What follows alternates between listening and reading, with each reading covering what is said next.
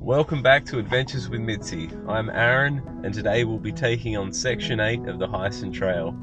I know it's been a while, there's been a few things that have happened since the last episode. As you can see, I'm not in Mitsy. We're going to cover that once we get a bit of light and we get on the trail.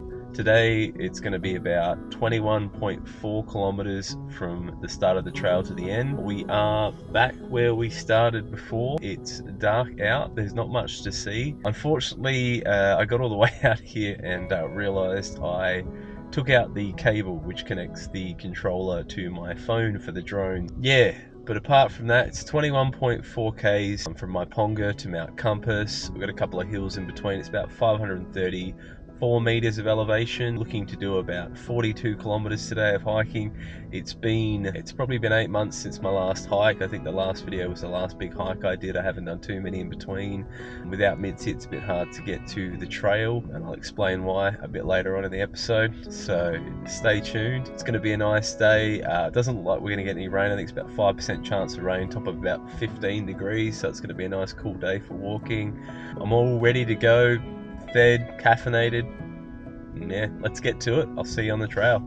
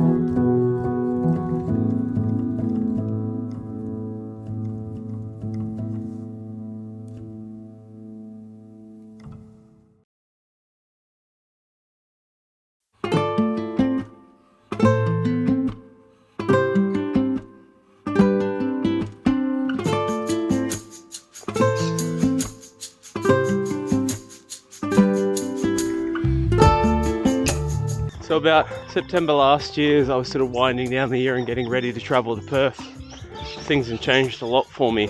I got a promotion at my job, which allowed me to save a lot of money towards my travels, and I met someone very special, and I hadn't had plans to stay, but she loved traveling as much as I did and was just as passionate about the lifestyle of freedom and financial independence and not being beholden to work or any of those things that I think people get stuck down with in life.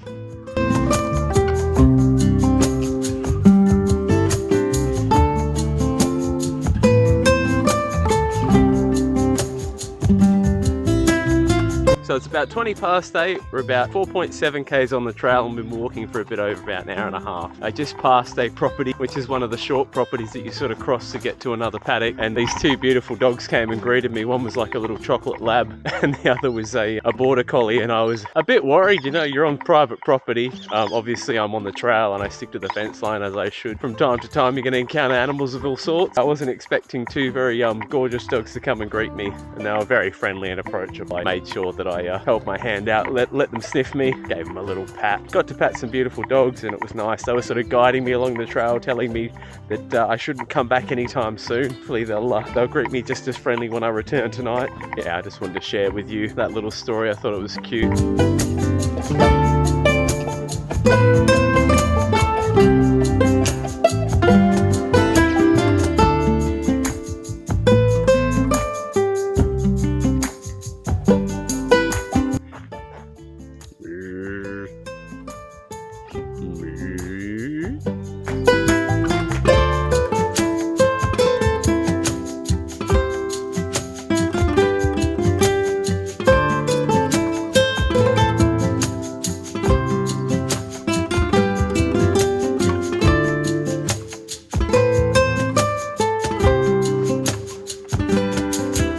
So it's about 9:20.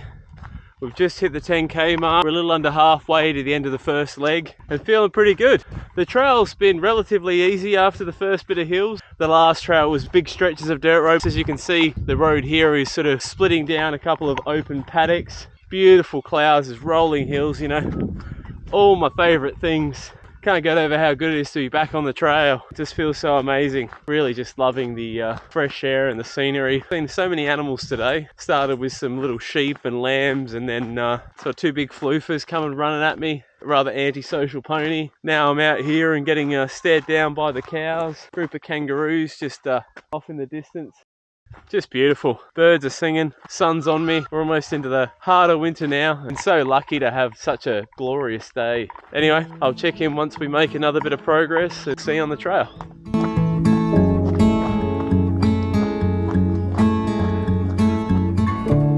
So at the start of the year, I was planning to save up a bit of money and then do the west coast of Australia this year.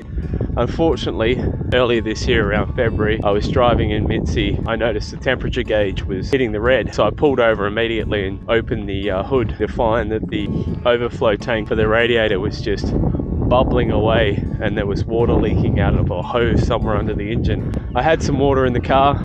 I managed to fill up the water, and it took about 2 hours in the heat to get home, and then a few days later Mitsy was towed to the mechanic. So after a long wait I got a call from the mechanic and he said that she'd blown a head gasket. So this is what happened to me last year before I came down the east coast, and I managed to get it repaired, but the mechanic called a bunch of places. He even tried interstate to find an engine for her, but unfortunately there was nothing available.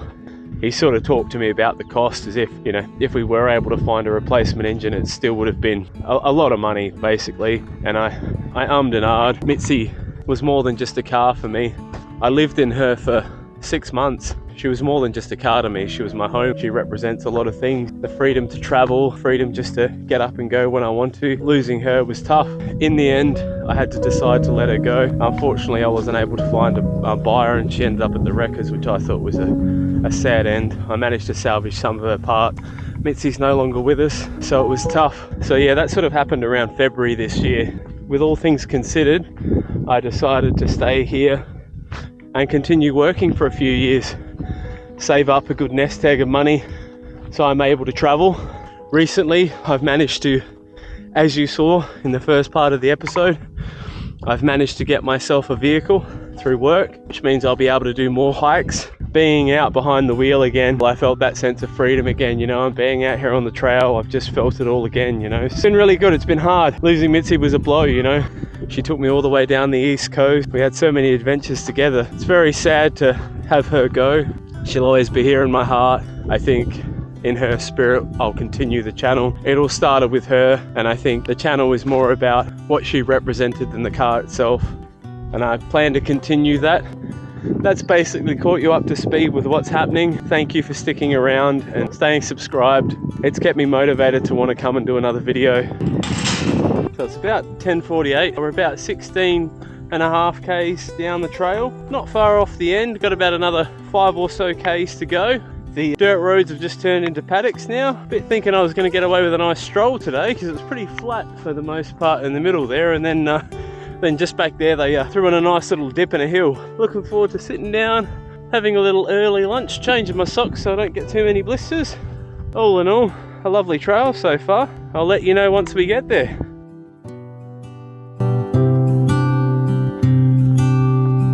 So it's just gone 12. I'm here at Mount Compass, which is a bit down the road from the end of the trail. The trail ends off just up that road there, about 2 k's. I decided to come down here and get myself a nice coffee before I head back. All in all, about 22.75 to here. I think it's probably a little under 21. Fairly easy trail compared to the last one. I'd say it's probably 75%, 50% of what trail number 7's. Not struggling too much from the first time back. I'm going to go have lunch, change my socks, and I'll see you back at the car.